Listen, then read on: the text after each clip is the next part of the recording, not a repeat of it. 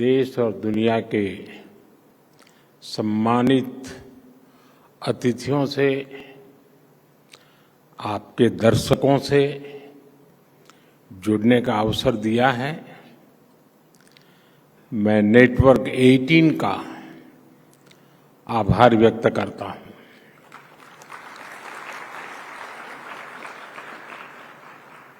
मुझे खुशी है कि आपने इस वर्ष की समिट को भारत के युवाओं की एस्पिरेशन से जोड़ा है। इस साल के शुरुआत में विवेकानंद जयंती के दिन यहीं भारत मंडपम में विकसित भारत यंग लीडर्स डायलॉग हुआ था। तब मैंने युवाओं की आंखों में देखा था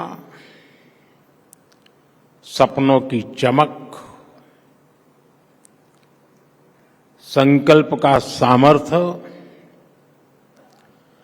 और भारत को विकसित बनाने का जुनून।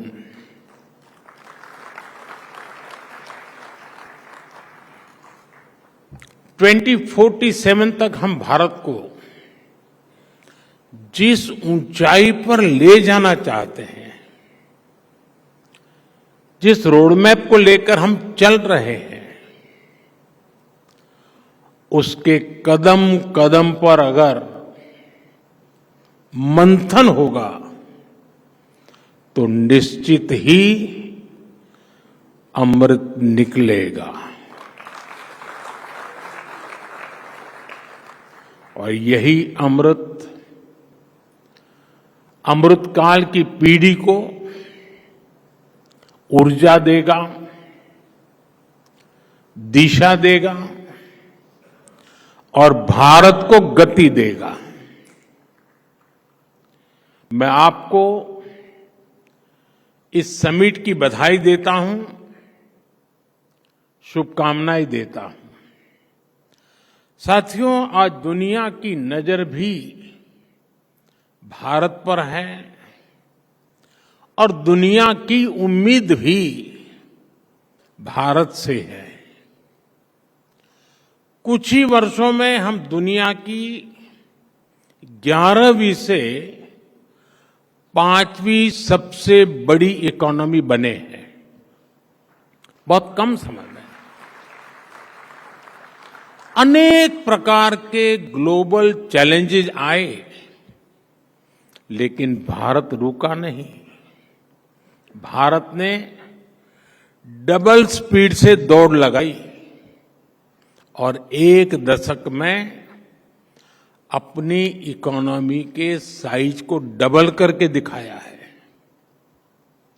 जो सोचते थे कि भारत स्लो और स्टेडी चलेगा, उन्हें अब फास्ट एंड फियरलेस इंडिया दिख रहा है। और इसमें भी कोई संदेह नहीं है कि जल्द ही भारत की दुनिया की तीसरी इकोनॉमी बनना तय है।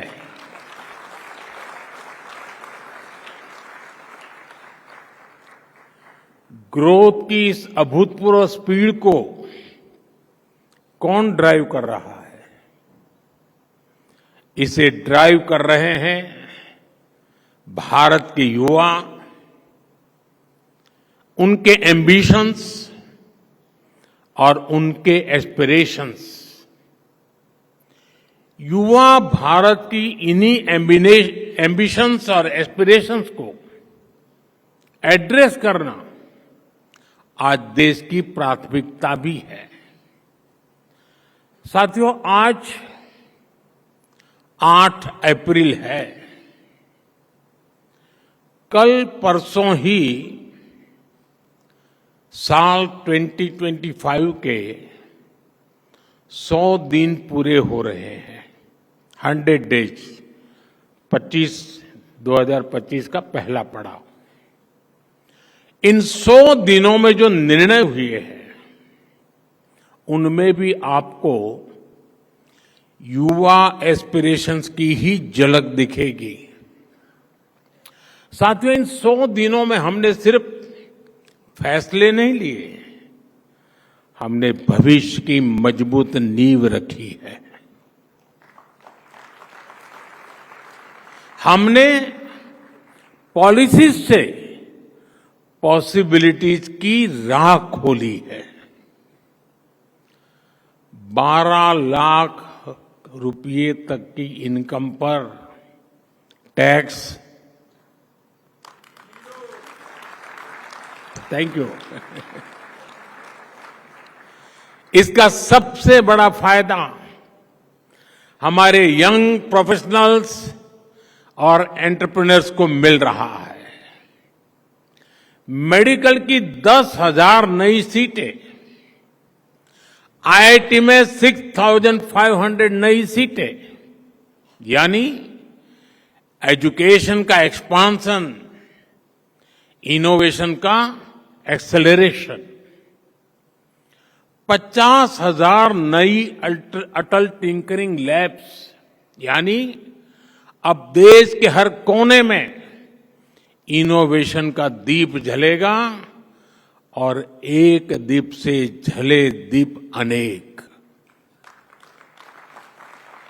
एआई और स्किल डेवलपमेंट के लिए centre for of excellence, youth को मिलेगा फ्यूचर रेडी बनने का मौका।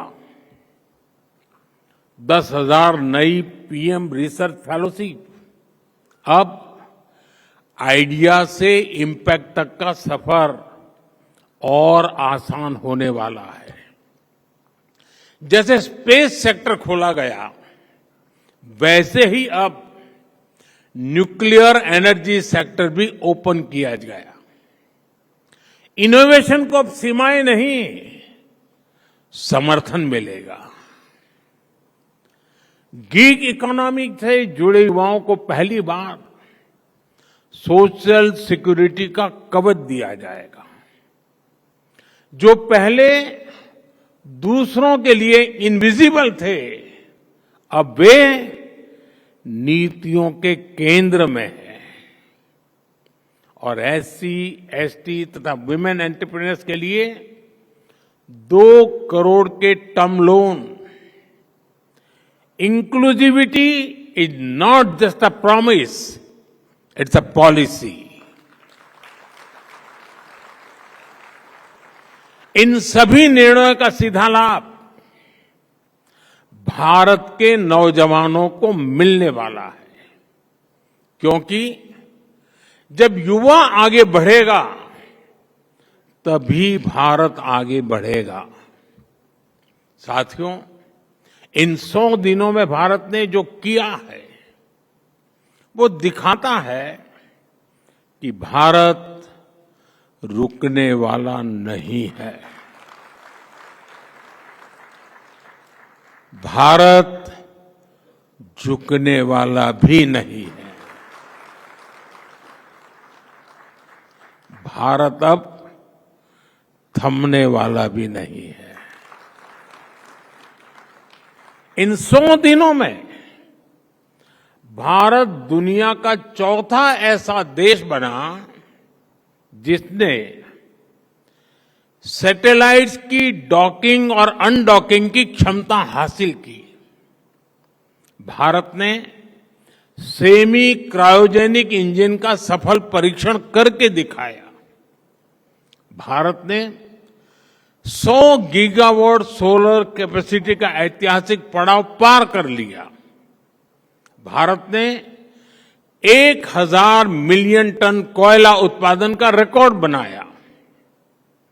नेशनल क्रिटिकल मिनरल मिशन की शुरुआत हुई और इन्हीं 100 दिनों में कर्मचारियों के लिए 8वें वेतन आयोग गठित करने का निर्णय हुआ।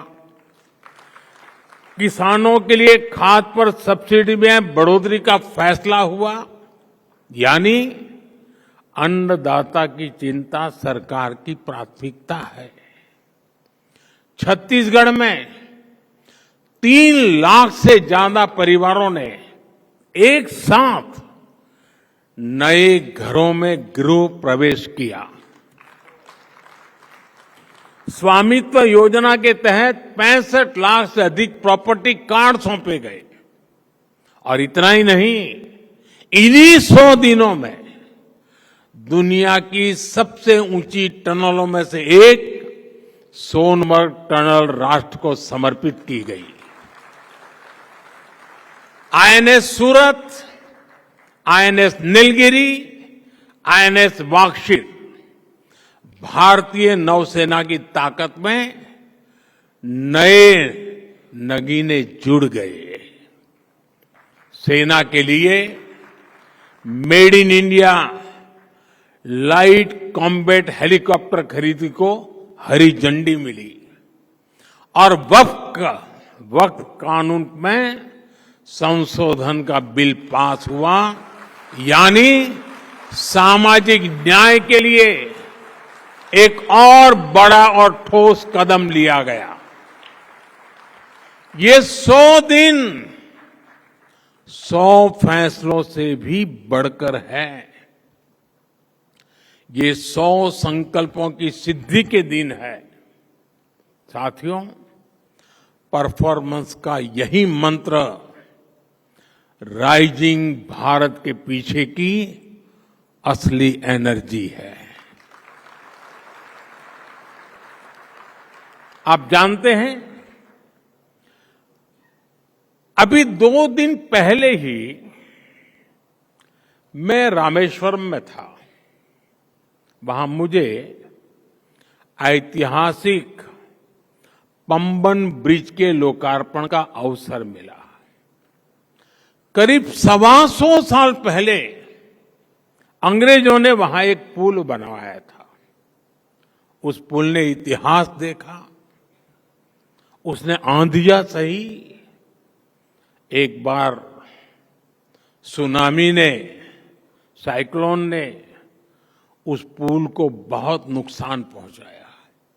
सालों तक देश इंतजार करता रहा, लोग मांग करते रहे, लेकिन पहले की सरकारों की नींद नहीं टूटी।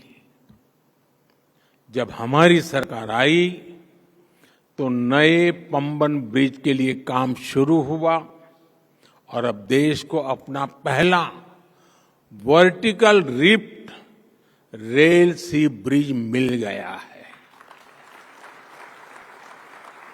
साथियों, परियोजनाओं को लटकाते रहने से देश नहीं चलता। देश चलता है परफॉर्म करने से, तेजी से काम करने से। Delay is the enemy of development. और हमने इस दुश्मन को हराने की ठान ली है। मैं आपको और भी उदाहरण दूंगा। जैसे असम का बोगीबिल ब्रिज, हमारे पूर्व पीएम देवगौड़ा जी ने 1997 में इसकी आधारशिला रखी। वाजपेयी जी की सरकार आई, उन्होंने काम शुरू करवाया। वाजपेयी जी की सरकार गई, कांग्रेस की सरकार आई तो ब्रिज का काम भी लटक गया।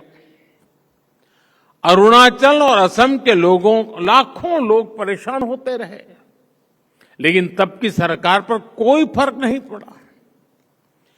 2014 में आपने जब हमें सेवा करने का मौका दिया और ये प्रोजेक्ट फिर से शुरू हुआ, और सिर्फ 4 साल में 2018 में ब्रिज का काम पूरा हो गया। ऐसे ही केरला में कोल्लम बाईपास रोड प्रोजेक्ट का भी उदाहरण है। ये 1972 से अटका था। सोचिए, 50 साल। एलडीएफ हो या यूडीएफ, किसी सरकार ने 50 साल तक इस पर कोई काम नहीं कराया। हमने सरकार बनने के 5 साल के अंदर इसका काम पूरा कर दिया। साथियों, नवी मुंबई एयरपोर्ट पर भी 1997 से चर्चा शुरू हुई थी। 2007 में इसे मंजूरी मिली, लेकिन कांग्रेस की सरकार ने इस पर काम नहीं किया। हमारी सरकार ने इस प्रोजेक्ट को भी तेजी से पूरा किया। वो दिन दूर नहीं जब नवी मुंबई एयरपोर्ट से कॉमर्शियल फ्लाइट्स भी शुरू हो जाएगी। साथियों, ये जो मैं गिना रहा हूं ना, उसमें संसद भवन भी आएगा, ये भारत मंडपम भी आएगा। साथियों, आज 8 अप्रैल का एक और वजह से बहुत महत्व है। आज ही मुद्रा योजना के 10 साल पूरे हुए हैं। यहां जो युवा साथी बैठे हैं, उन्होंने तो अपने माता पिता से जरूर कहानियां सुनी होगी कि पहले बिना गारंटी के बैंक खाता तक नहीं खुलता था। खाता खोलने के लिए बैंक गारंटी चाहिए, किसी और एक की साथी की मदद चाहिए। बैंक लोन ये सामान्य परिवार के लिए तो सपना हुआ करता था। गरीब परिवार, एससी, एसटी, ओबीसी, भूमिहीन मजदूर, महिलाएं जो सिर्फ मेहनत कर सकते थे, लेकिन जिनके पास गिरवी रखने को कुछ नहीं था, क्या उनके सपनों की कोई कीमत नहीं थी? क्या उनकी एस्पिरेशंस कम थी? क्या उनकी मेहनत का कोई मोल नहीं था? हमारी मुद्रा योजना ने उनकी एस्पिरेशन को एड्रेस किया, यूथ को एक नया रास्ता दिया।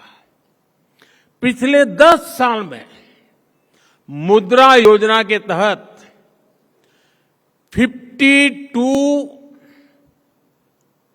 करोड़ लोन बिना गारंटी दिए गए। 52 करोड़। और मुद्रा स्कीम की स्केल ही नहीं, स्पीड भी अद्भुत है। जब तक ट्रैफिक लाइट रेड से ग्रीन होती है, तब तक 100 मुद्रा लोन क्लियर हो जाते हैं। जब तक आप ब्रश करके फ्री होते हैं, तब तक 200 मुद्रा लोन अप्रूव होते हैं। जब तक आप किसी रेडियो चैनल पर अपना पसंदीदा गाना सुनकर खत्म करते हैं, तब तक 400 मुद्रा लोन सैंक्शन हो जाते हैं। आजकल इंस्टेंट डिलीवरी ऐप, इसका बड़ा चलन है।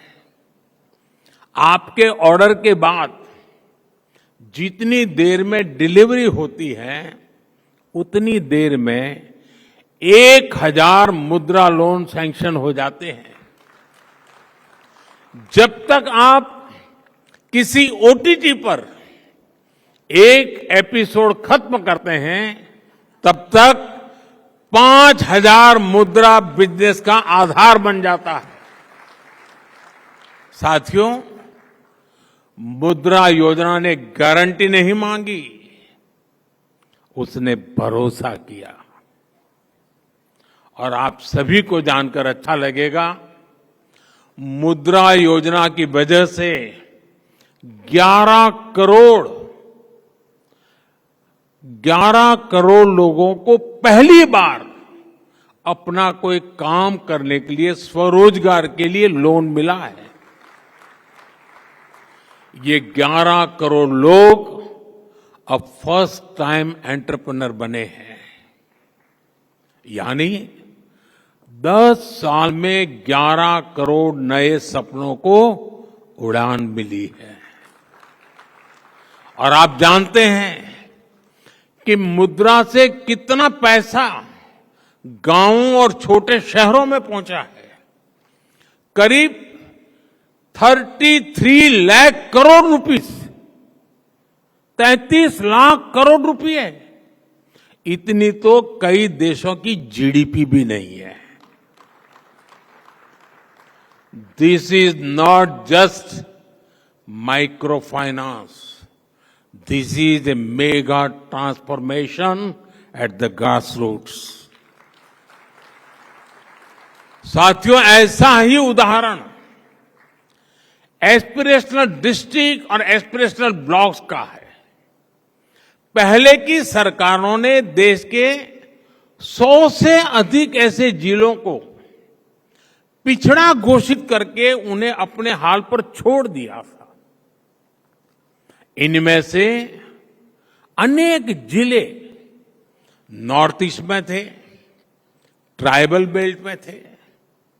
करना तो ये चाहिए था कि इन जिलों में सरकार अपना बेस्ट टैलेंट भेजती, लेकिन होता ये था कि इन जिलों में अफसरों को पनिशमेंट पोस्टिंग के लिए भेजा जाता था।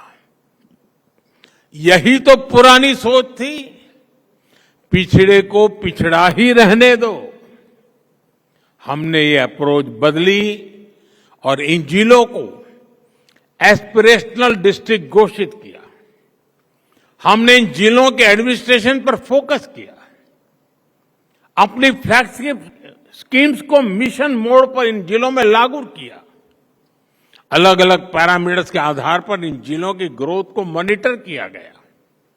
आज वही एस्पिरेशनल डिस्ट्रिक्ट्स कई राज्यों की एवरेज से बेहतर और कई तो नेशनल एवरेज से आगे निकल चुके हैं। और इसका सबसे बड़ा लाभ वहीं के युवाओं को मिला है। अब वहां के नौजवान कहते हैं, हम भी कर सकते हैं, हम भी आगे बढ़ सकते हैं। आज दुनिया के कई reputed institutions, reputed journals aspirational district program की सराहना करते हैं। इसी सफलता से प्रेरणा लेकर अब हम 500 एस्पिरेशनल ब्लॉक्स पर काम कर रहे हैं। जब ग्रोथ को एस्पिरेशंस ड्राइव करती हैं, तो वो समावेशी भी होती हैं और सस्टेनेबल भी होती है। साथियों, किसी भी देश के तेज विकास के लिए बहुत जरूरी है देश में शांति, स्थिरता और सुरक्षा की भावना। गुरुदेव टैगोर की कल्पना थी, चित्त चेता भय शून्य, उच्च जेथा शीर, where the mind is without fear and the head is held high. लेकिन दशकों तक भारत में डर का, भय का, आतंक का माहौल बढ़ता ही गया। इसका सबसे ज्यादा नुकसान युवाओं को ही हुआ। हिंसा, अलगाव, आतंकी आग में सबसे ज्यादा देश का युवा ही झुलसा है। जम्मू कश्मीर में दशकों तक युवाओं की अनेक पीढ़ियां बम, बंदूक और पत्थरबाजी में खप गई। लेकिन दशकों तक देश पर शासन करने वाले इस आग को बुझाने का साहस नहीं दिखा पाए। हमारी सरकार की स्ट्रांग पॉलिटिकल विल और संवेदनशीलता के चलते आज वहां हालत बदले हैं। आज जम्मू कश्मीर का नौजवान विकास से जुड़ हो चुका है। साथियों, आप नक्सलवाद को भी देखिए। देश के 125 से अधिक जिले नक्सलवाद की चपेट में, हिंसा की चपेट में थे। 125 डिस्ट्रिक्ट। जहां से नक्सलवाद शुरू होता था, वहां सरकार की बाउंड्री खत्म हो जाती थी। बड़ी संख्या में नौजवान नक्सलवाद से पीड़ित थे। हमने ऐसे नौजवानों को मुख्य धारा में लाने के लिए प्रयास किए। बीते 10 वर्षों में 8,000 से अधिक नक्सलियों ने सरेंडर किया है, हिंसा का रास्ता छोड़ा है।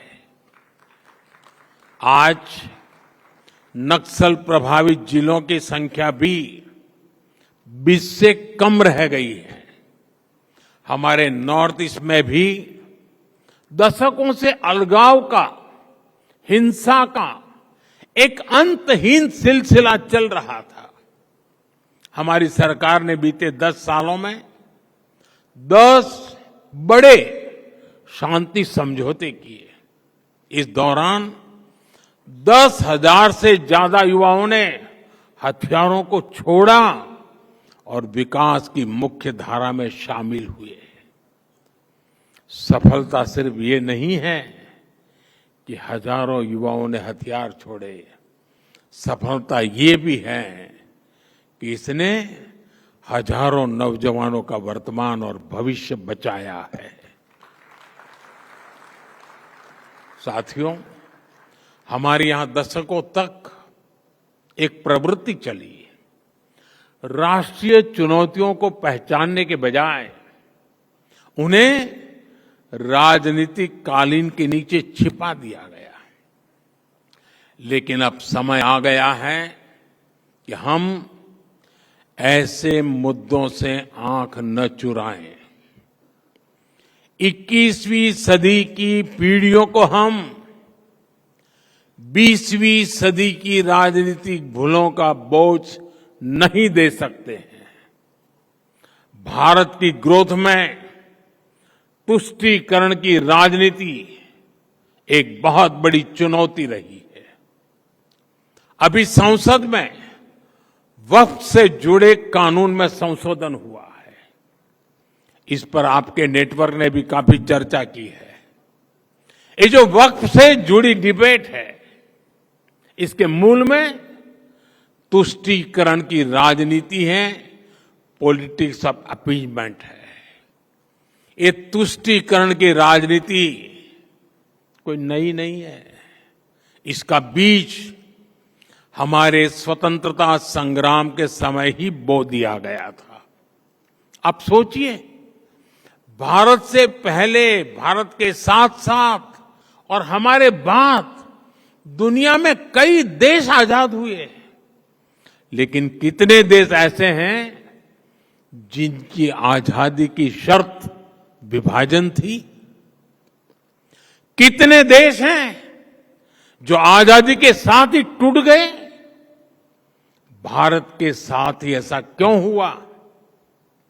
क्योंकि उस समय राष्ट्र के हित से ऊपर सत्ता का मोह रख दिया गया। अलग देश का विचार सामान्य मुस्लिम परिवारों का नहीं था, बल्कि कुछ कट्टरपंथियों का था, जिसको कांग्रेस के कुछ नेताओं ने खाद पानी दिया ताकि वे सत्ता के अकेले दावेदार बन सके। साथियों, तुष्टीकरण की इस राजनीति में कांग्रेस को सत्ता मिली, कुछ कट्टरपंथी नेताओं को ताकत और दौलत मिली, लेकिन सवाल ये है, आम मुसलमान को क्या मिला? गरीब पसमानदा मुसलमान को क्या मिला? उसे मिली उपेक्षा, उसे मिली अशिक्षा, उसे मिली बेरोजगारी। और मुस्लिम महिलाओं को क्या मिला? उन्हें मिला शाहबानो जैसा अन्याय, जहां उनका संवैधानिक हक कट्टरपंथ की भेंट चढ़ गया। उन्हें मिला चुप रहने का आदेश, सवाल न पूछने का दबाव, और कट्टरपंथियों को मिल गया खुला लाइसेंस महिलाओं के अधिकारों को कुचलने का। साथियों, तुष्टीकरण यानी पॉलिटिक्स ऑफ एबिजमेंट भारत की सोशल जस्टिस की मूल अवधारणा के पूरी तरह खिलाफ है। लेकिन कांग्रेस ने इसे वोट बैंक की राजनीति का हथियार बना दिया। 2013 में वक्फ कानून में किया गया संशोधन मुस्लिम कट्टरपंथियों और भू माफियाओं को खुश करने का प्रयास था। इस कानून को ऐसा रूप दिया गया कि उसने संविधान के ऊपर खड़ा होने का भ्रम पैदा किया। जिस संविधान ने न्याय के रास्ते खोले, उन्हीं रास्तों को वक्फ कानून ने संकुचित कर दिया गया। और इसके दुष्परिणाम क्या हुए? कट्टरपंथियों और भूमाफियाओं के हौसले बुलंद हुए। केरल में ईसाई समाज के ग्रामीणों की जमीन पर वक्फ के दावे, हरियाणा में गुरुद्वारों की जमीन विवादों में, कर्नाटका में किसानों की जमीन पर दावा, कई राज्यों में गांव के गांव हजारों हेक्टेयर जमीन अब एनओसी और कानूनी उलझनों में फंसी पड़ी है। मंदिर हो, चर्च हो, गुरुद्वारे हो, खेत हो, सरकारी जमीनें हो, किसी को भी अब भरोसा नहीं रह गया था कि उनकी जमीन उनकी ही रहेगी। सिर्फ एक नोटिस आता था और लोग अपने ही घर और खेत के लिए कागज ढूंढते रह जाते थे। जो कानून न्याय के लिए था, वो डर का कारण बन गया। ये कैसा कानून था? साथियों, मैं देश की संसद को सर्व समाज के हित में, मुस्लिम समाज के हित में एक शानदार कानून बनाने के लिए बधाई देता हूं।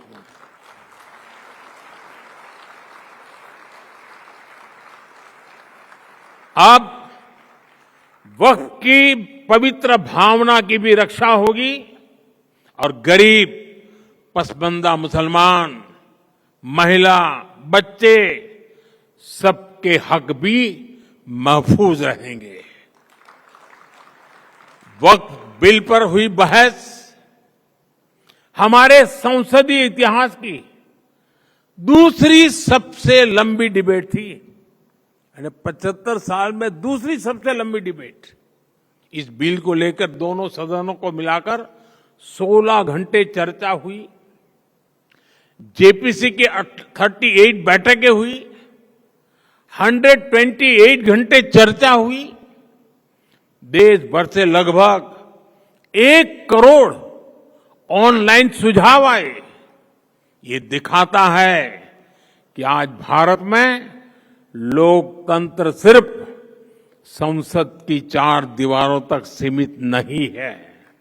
हमारा लोकतंत्र जन भागीदारी से और अधिक मजबूत हो रहा है। साथियों, आज दुनिया तेजी से टेक्नोलॉजी और एआई की ओर बढ़ रही है और इसलिए अब ये जानना जरूरी है कि हम हमारी सॉफ्टवेयर साइट पर आर्ट, म्यूजिक, कल्चर, क्रिएटिविटी, क्योंकि हम रोबोट तैयार करना नहीं चाहते, हम मनुष्य तैयार करना चाहते हैं। यानी जो कुछ भी हमें मशीनों के सहारे चलता है, उन पर मानवता के लिए, संवेदनशीलता के लिए ज्यादा काम करें। एंटरटेनमेंट आज दुनिया की सबसे बड़ी इंडस्ट्री में से एक है। और आने वाले समय में इसका और विस्तार होगा। ऐसे ही समय में हमने आर्ट और कल्चर को एनकरेज करने के लिए, इसे सेलिब्रेट करने के लिए वेव्स, और अभी राहुल जब भाषण कर रहे थे शायद 10 बार वेव्स आए हैं, 10 बार वेव शब्द था, लेकिन वो वेव 14 में ही शुरू हुआ ऐसा नहीं, हर 10 साल में नए रंग रूप के साथ आता है। और आज जो मैं इस वेव्स की बात कर रहा हूं, यानी वेव्स यानी world audio visual and entertainment summit, इस वेव्स नाम का प्लेटफॉर्म बनाया गया है। अगले महीने मुंबई में इसका बहुत बड़ा आयोजन होने जा रहा है और ये लगातार होते रहने वाला है। एक लंबी व्यवस्था खड़ी हो रही है। आप सभी जानते हैं हमारे यहां movies, podcast, gaming, music, AR और वीआर की बहुत वाइब्रेंट और क्रिएटिव इंडस्ट्री है। हमने क्रिएट इन इंडिया का मंत्र लेकर इसे नेक्स्ट लेवल पर ले जाने का फैसला लिया है। वेव्स इंडियन आर्टिस्ट को कंटेंट बनाने और ग्लोबल बनाने के लिए एनकरेज करेगा और इसके साथ साथ क्रिएट इन इंडिया दुनिया भर के आर्टिस्ट को भारत में आने का अवसर भी देगा। मैं नेटवर्क 18 के साथियों से भी कहूंगा कि वो वेव्स के प्लेटफॉर्म को पॉपुलराइज करने के लिए आगे आए। यहां बड़ी संख्या में क्रिएटिव डोमेन्स में काम करने वाले युवा साथी हैं। कुछ लोगों से मेरे मिलने का मौका भी मिला। मैं उन्हें भी कहूंगा वो इस मूवमेंट को, इस प्लेटफॉर्म का हिस्सा बने। वेव्स की लहर हर घर, हर दिल तक पहुंचनी चाहिए। आप लोग ये करेंगे, ये मुझे पूरा विश्वास है। साथियों, नेटवर्क 18 ने इस समिट के माध्यम से देश के युवाओं की क्रिएटिविटी, उनकी सोच, उनकी संकल्प शक्ति को जिस तरह सामने रखा है वह सराहनीय है। आपने युवाओं को एंगेज किया, उन्हें देश की समस्याओं पर सोचने, सुझाव देने और समाधान खोजने का मंच दिया और सबसे बड़ी बात, उन्हें सिर्फ श्रोता नहीं, परिवर्तन का भागीदार बनाया। अब मैं देश की यूनिवर्सिटीज, कॉलेज और रिसर्च इंस्टीट्यूशन से आग्रह करता हूं कि समिट के एंगेजमेंट को आगे ले जाएं। जो इनसाइट निकले हैं, जो सुझाव आए हैं, उन्हें डॉक्यूमेंट करें, स्टडी करें और पॉलिसी तक पहुंचाएं। तभी ये समिट सिर्फ एक इवेंट नहीं, एक प्रभाव बन पाएगी। आपका उत्साह, आपकी सोच, आपकी भागीदारी ही भारत को विकसित देश बनाने के संकल्प की ऊर्जा है। मैं एक बार फिर इस आयोजन से जुड़े सभी साथियों को और विशेषकर हमारे युवा साथियों को बहुत बहुत शुभकामनाएं देता हूं। बहुत बहुत धन्यवाद।